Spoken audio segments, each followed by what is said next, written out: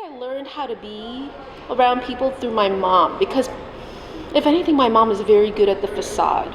Like she knows that there's a certain politeness that you have with people, but also she knew how to have a good time. Whereas, oh my God, my mom and my dad are like complete opposites.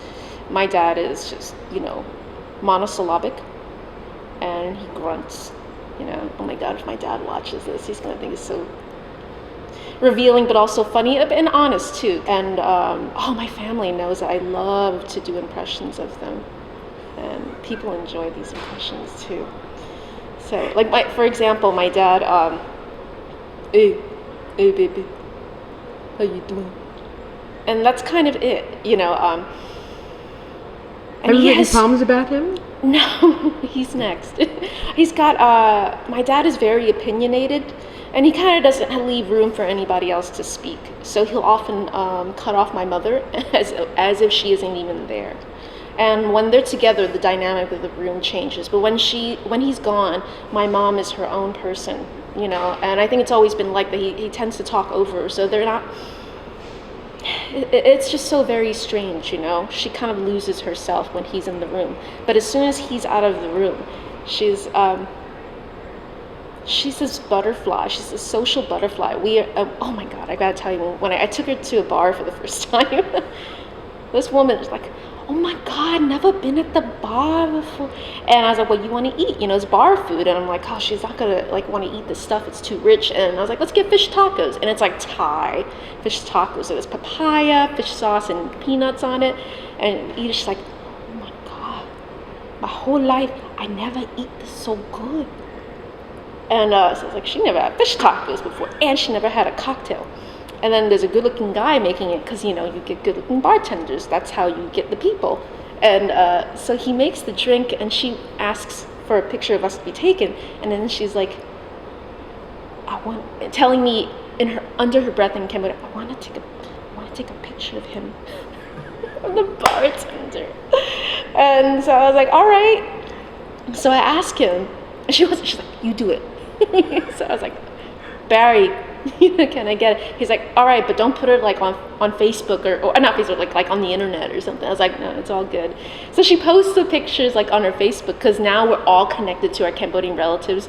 These are people we only used to know through photos, or we sent money and wrote letters, like old school. And now it's like we see each other on Facebook all the time. So I take the photos, and she tells me, in Cambodian, of course, I like the drink better because he made it, because he's so good looking, But the people ugly, I don't really want to drink it, because then, they don't look good. I'm watching a show, I'm looking for the one that I want to do it with.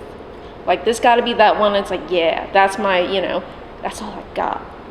As a married woman of 12 years, happily, super in love with my husband. But, I like eye candy, and, we love talking about people we're interested in front of us. And I'm like, oh baby, that's my second husband right there. I've got boyfriends and second husbands already. I call one of my favorite bartenders is my second husband. He's like, hey, you're my first and only wife. He's got a girlfriend he loves. And so, I think part of this, my mom and I bonded over the fact that we both had depression on and off, and anxiety, a lot of it. I had postpartum depression after I had my daughter. And I think that part of that was spurred on by miscommunication with my mom. My brother was going through something, and she was like, in Cambodian culture, we're very opinionated about other people's lives. So we have no problem saying oh, you fat. And I don't look good. Nah, not good when he's doing drugs, or he's not going to school. It's almost like fact. You speak about it out loud. It's a very communal thing. And my mom was like, I don't like the girlfriend. And I was like, I don't really care what he does with his life. She's like, you don't care? You don't care about your brother? And it was just total miscommunication. I can see that now in hindsight. But at that moment, I'm sitting there with my 3-month-old, trying to pat her to sleep, and my mom was like, you don't even care about him? And I was like, that's not what I meant. It was like an idiom, And I was like, you know what? I'm going to leave now. And we didn't speak for 2 months. And it was the summer, and the depression started setting in, the postpartum. and she didn't call me my birthday. She'd never done that before. And I think that's when that summer was so stark, and that's when it became really dark. And it got so dark that I was contemplating suicide, and my daughter's cries were just, they were eating at me, and I wanted her to stop crying, and I had to shut her up, like that's the feeling of it. Wow. I tried to I had a bag of old clothing that I couldn't fit into anymore in my closet, and I thought, maybe if I could just put her in the closet and just not hear her cries for a second. And the moment I tried to put her in the bag, I immediately got her, and I threw us on the bed, and I started sobbing, like, I can't live my life like this. And that was the day that I made the phone call, and I was like, called my husband, and I was like, I need help. I can't live like this. And thank God, because I don't think a lot of people make that call. Right. And I know people now who still haven't made that call. Having shared that experience, and I finally told my mom, I think on Halloween, I started talking again. Uh-huh. That was like 3 months of not talking to her, and I said, Mom, I had depression, and she was like, and I told her I'm sorry, about what happened, and she said, I had it too. And I was like, holy shit.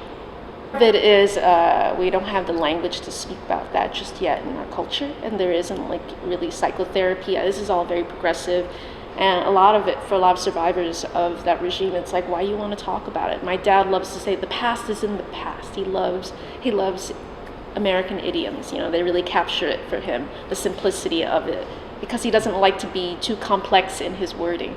For him, it's like, if I can sum it up in just, a couple of words, it's pretty good. Oh, for example, I wanted to do music, I wanted to do writing, I wanted to play several instruments and sing. And so when I told him that, he speaks in proverbs, right? So he was like, when you go up the stair, you go one step at a time. You don't do 2 or 3, you don't skip. I was like, oh, all right, that's kind of cool. Oh, another one. You don't kick with both feet.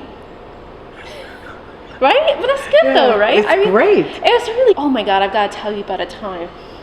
Do you know LaGuardia High School for Music and Art? Yeah. The famous school? Uh-huh. I really wanted to go there. I went there for flute, but my dad didn't want me to audition. He had said, if you go there, if you don't like it, you're going to blame me. Like, that was really important for him. He did not want to be blamed for failure, right? Failure in our lives. So I wrote him a letter, because he was working the night shift. So I wrote him a letter and said, Daddy, I really want to apply to the school. We didn't talk to each other like that. We don't talk to each other like heart to heart. That's not in our family. We don't express emotions of pain, sadness, or even happiness. So we had to take those emotions in. We go into our room, and we would just, like, we didn't even cry in front of each other. If we aren't vulnerable like that. So I wrote a letter to my father and said, I really want to, this school is kind of my dream, so please let me apply. So then the next morning he's like, all right, I'll let you apply. Because it meant me going from the Bronx to Manhattan on my own at 14, That's the only daughter in a very, patriarchal kind of culture. And then when I got in, he wanted me to write a contract up. I want you to say, you're not gonna blame me if you don't like it. And I was like, all right. Signed it. I wish I had that contract. I don't know what I would frame that shit on my wall. It was really amazing. And actually it was a really hard experience because I had a lot of identity issues because I didn't understand what it meant to be Cambodian, and I tried to find myself through like the next best thing, the Chinese, and that didn't work out so well for me when they ostracized me. And then I was cutting school and I got left back, and all the potential that I had, and I felt like it slowed me down. And then I found college, and college kind of saved me, and teachers saved me again. That's where I found my strength. So what are you doing now? I'm, after many stops and starts, I'm in a master's program. I got one more semester left at City College in Harlem, where I also got my undergrad and a lit scholarship. And I'm in a language and literacy program, and it's to teach literacy and composition to adults. So basically, like freshman level or community college level to 80 people in their 80s or whatever, to the elderly. If you want to learn to read and write, I'm going to be there. If you want somebody to read your essay and to help you figure out what it is you're trying to say, I'm going to be there.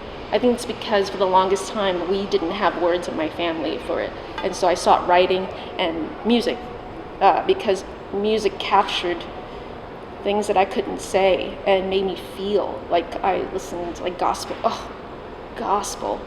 like just the hardiest black gospel. I sang in a contemporary gospel choir, and I remember we were singing these songs about Order My Steps. Mm-hmm. Order my steps in your word, they guide my feet. And like I'm a Buddhist, but I was singing that, and I was just like, oh my, I love gospel. I love black music because I feel like that hits me at a place that I don't think my family knew how to do that.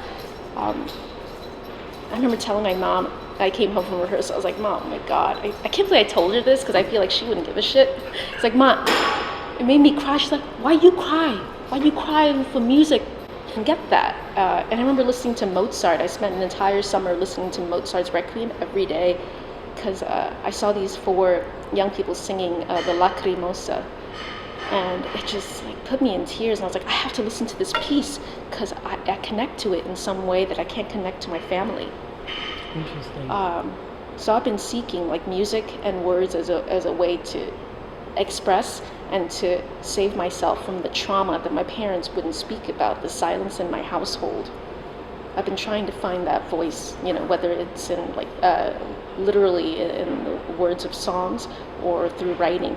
I would escape to books because I had to find out about the world and how other people lived, because in my house we didn't talk to each other. So what are you going to do with your writing? I would really love to have a manuscript. I do nonfiction as well as poetry. I feel like sometimes it's hard to get all I want to say in one genre.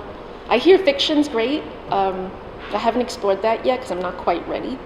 I've been experimenting with writing essays in the third person because I think it's a curious thing to try to distance myself from myself. Because I don't want to be so self-referential all the time that I this and I feel this, and that's great. But I don't want it to be like a therapy session either. Right. I'm actually working on, I've got a collaboration that's happening right now with a Kazakhstani composer. She's in the PhD program at Yale. One of my friends just graduated from Yale Opera.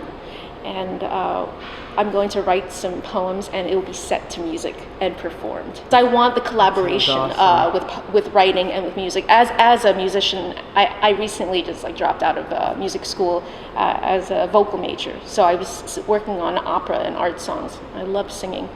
But I don't do that quite as much because I don't have the time for it. And frankly, my art is writing now.